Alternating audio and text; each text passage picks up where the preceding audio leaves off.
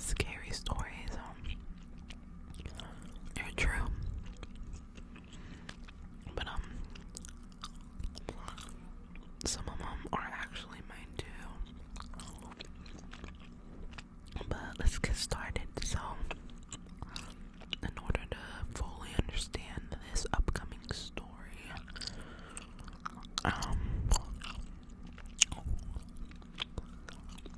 we have to understand what el Mal de Ojo is.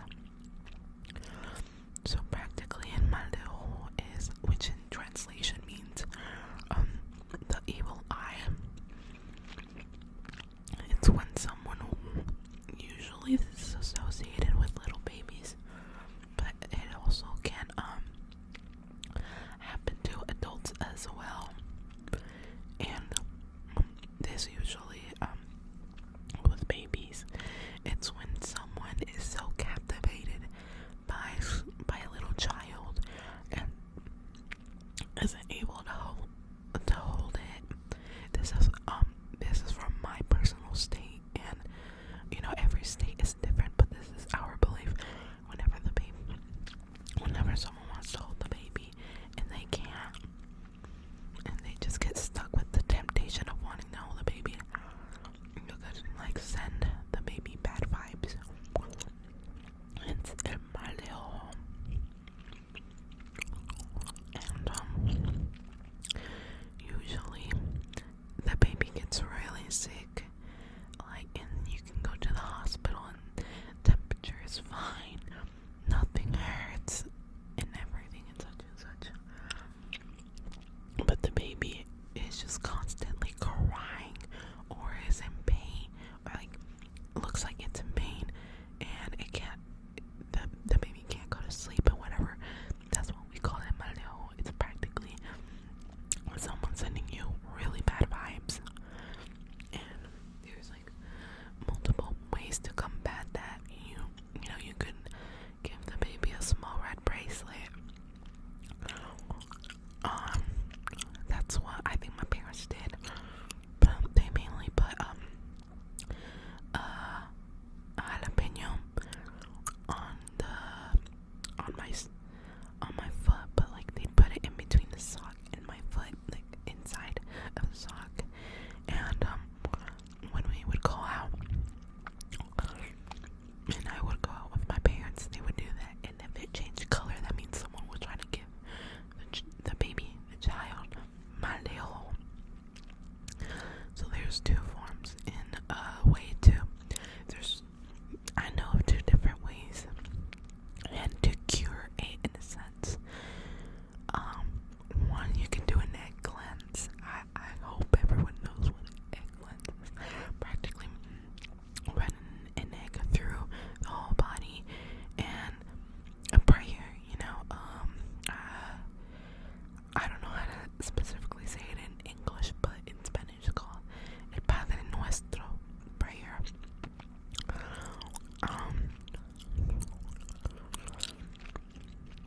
And then, but in my town, what they would specifically do is just massage the whole body, of the baby. Massage the whole body of the baby, and pray over the baby. Do the once again. For us, the most powerful prayer is El Padre Nuestro. So that's what they would do. This would happen to me multiple times. How someone would give me El Mal de Ojo, and so usually it's the father that does the massaging and everything. Usually it's the father doing the massaging and everything.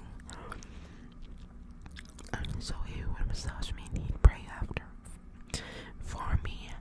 And after we're done with the massage, he would wrap me up in his sweaty shirt, and I would feel better. I would go to sleep afterwards and I would feel fine. That's what happens to a lot of babies, all those who believe in El Mal de Ojo. I do. I've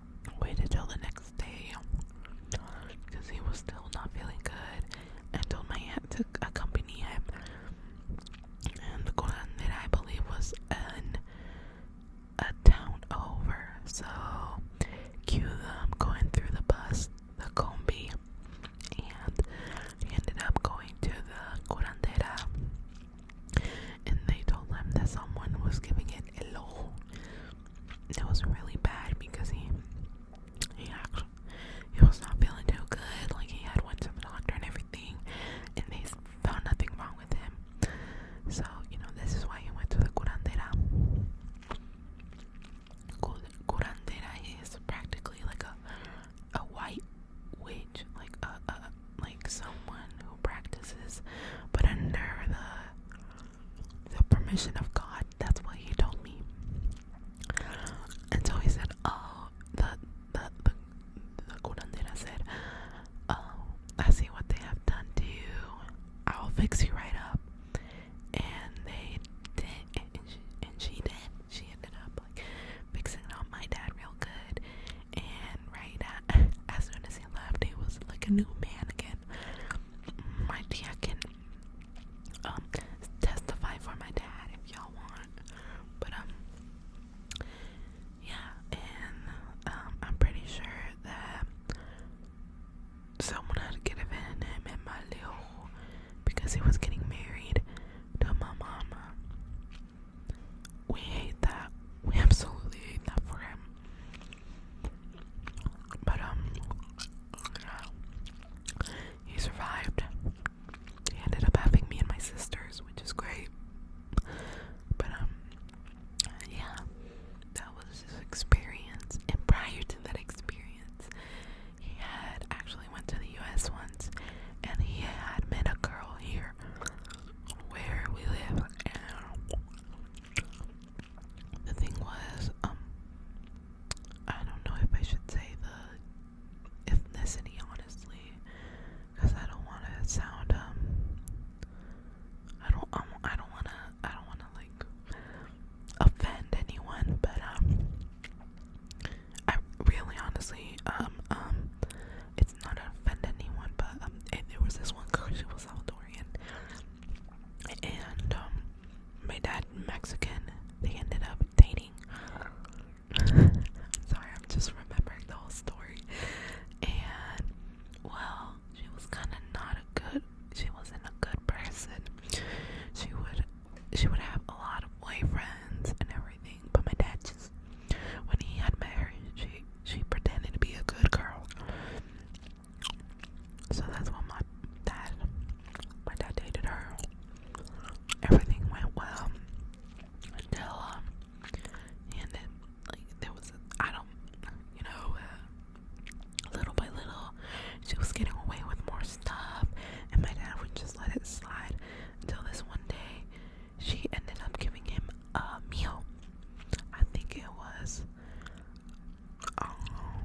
pollo con crema con pollo. That's what it was. My dad had lived with my aunt at that time because he, fresh out of Mexico, he came, and he ended up just having to deal with my aunt for a while, living with her, and he gave her pollo con crema, and they hadn't had it yet. They hadn't had it yet. Sorry, I'm just laughing about it because thinking about it. And they saw how good it was. It looked really good. My dad was like, it looked good. My aunt said, you want to eat it? And so they ended up sharing it. And that's when, like, my dad started to immediately, like, change. Like, he would, for lack of better terms, se apendejaba with her.